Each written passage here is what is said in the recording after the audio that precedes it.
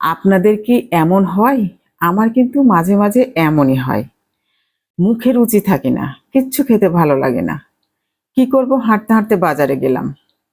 নিয়ে এলাম কলমি শাক।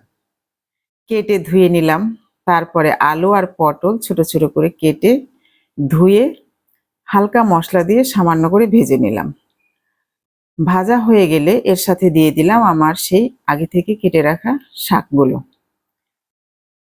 শাকের সবুজ ঘ্রাণ, আলুর নরম ঘ্রাণ আর পটলের টেক্সচার যেন মিলে একাকার হয়ে গেছে। সেদ্ধ হয়ে গেলে এতে পেঁয়াজ আর রসুনের ফোড়ন দিয়ে দিলাম। সাথে ছিল শুকনো মরিচ। ভাতের সাথে যখন শুকনো মরিচ, আলু, পেঁয়াজ খেলাম, আহা! অসাধারণ! এরকম রান্না মাঝে, মাঝে খুব দরকার।